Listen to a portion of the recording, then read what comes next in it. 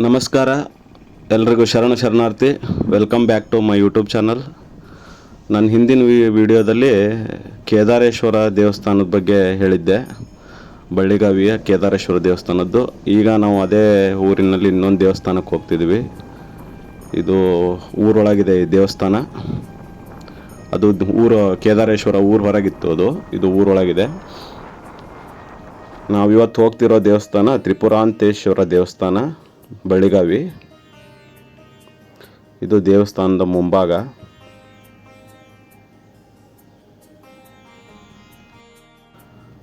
ಹೊಯ್ಸಳರು ನಿರ್ಮಿಸಿದ ಮತ್ತೊಂದು ಅತ್ಯದ್ಭುತ ದೇವಸ್ಥಾನ ತ್ರಿಪುರಾಂತೇಶ್ವರ ದೇವಸ್ಥಾನ ಅಥವಾ ತ್ರಿಪುರಾಂತಕೇಶ್ವರ ದೇವಸ್ಥಾನ ಅಂತಲೂ ಕರೀತಾರೆ. ದೇವಸ್ಥಾನದ ಮುಂಭಾಗದಲ್ಲಿ 2 ವಿಗ್ರಹಗಳಿವೆ. ಅದರ ಹೆಸರು ನನಗೆ ಎಕ್ಸಾಕ್ಟಾಗಿ ಗೊತ್ತಿಲ್ಲ. ಹೊಯ್ಸಳರ ಆಲ್ಮೋಸ್ಟ್ ಎಲ್ಲ ದೇವಸ್ಥಾನಗಳಲ್ಲಿ ಹೀಗೆ ಬಾಗಿಲ ಎಂಟ್ರೆನ್ಸ್ನಲ್ಲಿ ವಿಗ್ರಹಗಳಿದ್ದೇ ಇರುತ್ತೆ. ನೀವು ಸೋಮನಾಥ್ಪುರದಲ್ಲಿ ಹೋದರೂ ಇದನ್ನು ಕಾಣ್ಬೋದು. ಇದು ನೋಡಿ ಬಾಗಿಲು.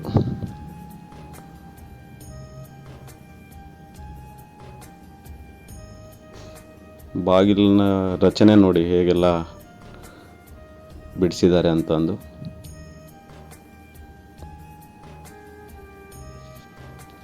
ಇದು ದೇವಸ್ಥಾನದ ಒಳಭಾಗ. ನಂದಿ ಇದೆ.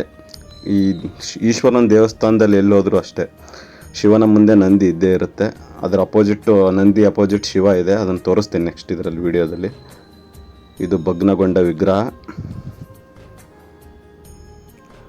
ಇದು ಗಣೇಶ. ಪಕ್ಕದಲ್ಲಿ 7 ದೇವತೆಗಳಿವೆ. 1 2 3 4 5 6 7 7 ದೇವತೆಗಳು.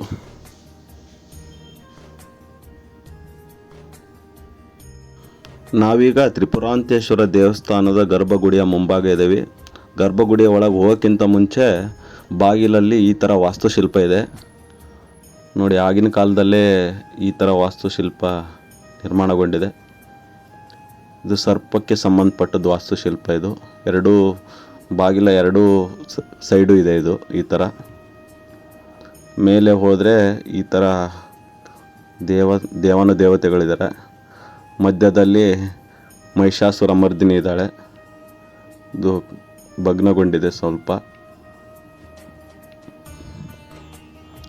ನೋಡಿ.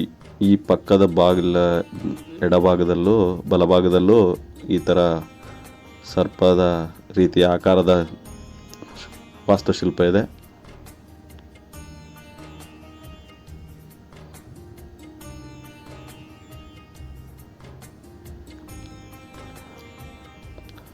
ನಾವೀಗ ಗರ್ಭಗುಡಿಯ ಒಳಗೆ ಹೋಗ್ತಿದ್ದೇವೆ. ನಿಮ್ಮೆದ್ರಿಗೆ ಕಾಣ್ತಿರೋದೇ ತ್ರಿಪುರಾಂತೇಶ್ವರ ದೇವರು. ಇದನ್ನು ಮತ್ತೊಂದು ಹೆಸರಂತ ಕರೀತಾರೆ, ತ್ರಿಪುರಾಂತಕೇಶ್ವರ ದೇವರು ಅಂತಲೂ. ನೋಡಿ, ಇದ್ರ ಮುಂದೆ ಕಾಣ್ತಿರೋದೇ ನಂದಿ ವಿಗ್ರಹ.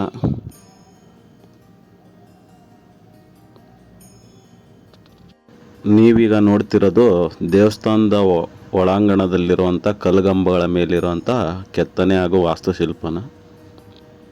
ಇದು ನೋಡಿ,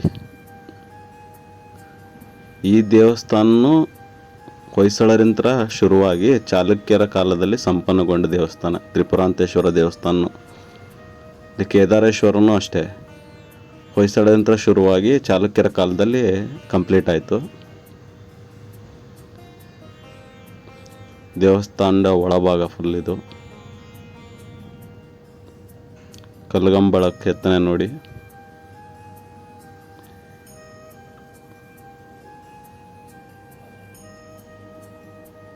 ನಾಲ್ಕು ದಿಕ್ಕಲ್ಲಿ ಈ ಸ್ಟ್ಯಾಚು ಇದೆ. ಪೂರ್ವ, ಪಶ್ಚಿಮ, ಉತ್ತರ, ದಕ್ಷಿಣ ಆದಿ. ಇದು ಒಳನೋಟ, ಒಳಾಂಗಣದ ಒಳನೋಟ.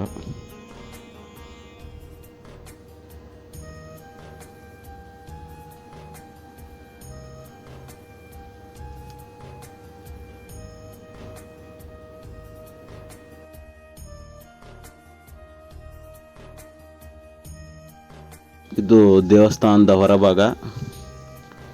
ಸಂಜೆ ವೇಳೆ ಸೂರ್ಯ ಸಂಧ್ಯಾವರ್ಣ ಆಗ್ತಿದ್ದಾನೆ. ನೀವೀಗ ನೋಡ್ತಿರೋದು ತ್ರಿಪುರಾಂತೇಶ್ವರ ದೇವಸ್ಥಾನದ ಹೊರಭಾಗದ ವಾಸ್ತುಶಿಲ್ಪ. ಇದು ದೇವಸ್ಥಾನದ ಸುತ್ತಲೂ ಈ ವಿಡಿಯೋ ಮಾಡಿದ್ದೀನಿ.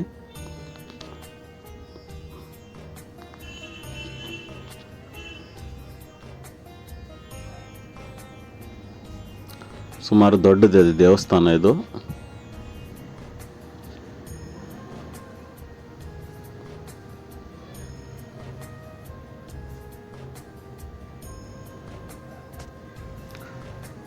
ಇಲ್ಲಿ ಕಾಣ್ತಿರೋದು ಮಹಿಷಾಸುರ ಮರ್ದಿನಿ ಭಗ್ನಗೊಂಡಿದೆ ಸ್ಟ್ಯಾಚು. ಈ ದೇವಸ್ಥಾನದ ಕಿಟಕಿಗಳು ನೋಡಿ ಹೇಗಿದೆ. ಇದು ಪರದೆಗಳು ಮತ್ತು ಕಿಟಕಿಗಳಿಗೆ ಹೆಸರುವಾಸಿ. ಈ ದೇವಸ್ಥಾನ ಅತ್ಯಂತ ಸಂಕೀರ್ಣ ಇದೆ. ನಾನು ಹಿಂದಿನ ವಿಡಿಯೋದಲ್ಲಿ ಒಂದು ಮಾತು ಹೇಳಿದ್ದೆ, ಏನಪ್ಪ ಅಂದರೆ ಈ ತ್ರಿಪುರಾಂತೇಶ್ವರ ದೇವಸ್ಥಾನದ ಸಭಾಂಗಣದಲ್ಲಿ ಒಂದು ಪ್ರೇಮ ಕಥೆ ಅರಳಿದ್ದು ಹೇಳ್ತೀನಿ ಅಂತ ಹೇಳಿದ್ದೆ. ಸೊ ಅದನ್ನು ಹೇಳ್ತೀನಿ, ಕೇಳಿ ನೀವು. ಹೊಯ್ಸಳ ರಾಜ ವಿಷ್ಣುವರ್ಧನ ಶಾಂತಲೆಯ ನೃತ್ಯ ನೋಡಿ ಮನಸೋಲ್ತಾನೆ. ಸೋತ ಅವಳನ್ನು ಮದುವೆ ಆಗಲು ಕೇಳ್ತಾನೆ. ಆಗ ಅವಳು ಇವನನ್ನು ನಿರಾಕರಿಸ್ತಾಳೆ. ಯಾಕಂದರೆ ಅವಳು ಜೈನ ಧರ್ಮದವಳಾಗಿರ್ತಾಳೆ, ಇವನು ಹಿಂದೂ ಧರ್ಮದವನಾಗಿರ್ತಾನೆ. ಹಾಗಾಗಿ ಈ ವಿಷ್ಣುವರ್ಧನ ಏನು ಮಾಡ್ತಾನೆ ಅಂದರೆ ಅವಳನ್ನ ಮದುವೆ ಆಗೋಕ್ಕೋಸ್ಕರನೇ ತನ್ನ ಹಿಂದೂ ಧರ್ಮವನ್ನು ಬಿಟ್ಟು ಜೈನ ಧರ್ಮವನ್ನು ಸ್ವೀಕರಿಸಿ ಶಾಂತಲೆಯನ್ನು ಮದುವೆ ಆಗ್ತಾನೆ. ಅವಳಿಗೋಸ್ಕರನೇ ದೇವಸ್ಥಾನವನ್ನು ಕಟ್ಟಿಸ್ತಾನೆ ಅಂತ ಇತಿಹಾಸದಲ್ಲಿ ಹೇಳ್ತಾರೆ. ನಾವೀಗ ಬಳ್ಳಿಗಾವಿಯ ಹೃದಯ ಭಾಗದಲ್ಲಿರುವಂಥ ಮತ್ತೊಂದು ದೇವಸ್ಥಾನಕ್ಕೆ ಬಂದೀವಿ. ಆ ದೇವಸ್ಥಾನ ಯಾವುದಪ್ಪ ಅಂದರೆ ಸೋಮೇಶ್ವರ ದೇವಸ್ಥಾನ.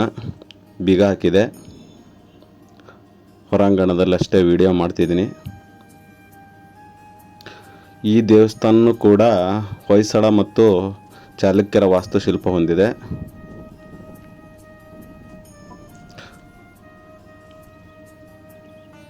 ತ್ರಿಪುರಾಂತೇಶ್ವರ ದೇವಸ್ಥಾನದಿಂದ ಒಂದು 100 ಮೀಟ್ರ್ ದೂರದಲ್ಲಿದೆ ಅಷ್ಟೇ ಈ ದೇವಸ್ಥಾನ. ಇಲ್ಲಿಂದ ಮುಂದೆ ಮತ್ತೊಂದು ದೇವಸ್ಥಾನಕ್ಕೆ ಹೋಗ್ತೀವಿ. ಸೋಮೇಶ್ವರ ದೇವಸ್ಥಾನದಿಂದ 100 ಮೀಟರ್ ದೂರದಲ್ಲಿರುವಂಥ ಮತ್ತೊಂದು ದೇವಸ್ಥಾನ ಸಿಗುತ್ತೆ. ಅದೇ ಭೈರುಂಡೇಶ್ವರ ದೇವಸ್ಥಾನ. ನಾವೀಗ ಬಂದಿರೋದು ಭೈರುಂಡೇಶ್ವರ ದೇವಸ್ಥಾನಕ್ಕೆ. 9.15 ಮೀಟರ್ ಎತ್ತರದ ವಿಜಯಸ್ತಂಭ ರೂಪದ ಈ ಗುಡಿ ಸುಮಾರು 3.5 ಎತ್ತರದ ವೇದಿಕೆಯ ಮೇಲೆ ಚಾಲುಕ್ಯ ಚಕ್ರವರ್ತಿ ತ್ರೈಲೋಕ್ಯ ಮಲ್ಲನ ದಂಡಾಧಿಪತಿ ಚಾಮುಂಡರಾಯರಸ ಕಟ್ಟಿಸಿದ ಅಂತ ಇತಿಹಾಸದಲ್ಲಿ ಹೇಳ್ತಾರೆ. ಈ ಧ್ವಜಸ್ತಂಭ ಚೌಕಾಕಾರದಲ್ಲಿದೆ.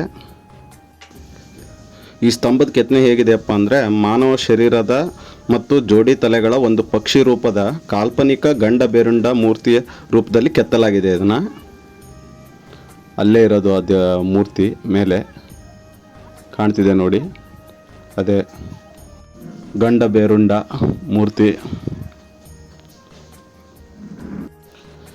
ಇದಿಷ್ಟು ಬಳ್ಳಿಗಾವಿ ಮತ್ತು ಸುತ್ತಮುತ್ತಲಿನ ದೇವಸ್ಥಾನದ ಇತಿಹಾಸ.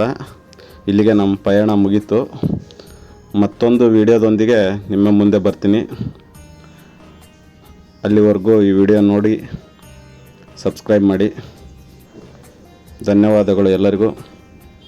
ಜೈ ಚಾಲುಕ್ಯರು, ಜೈ ಹೊಯ್ಸಳ, ಜೈ ಕರ್ನಾಟಕ.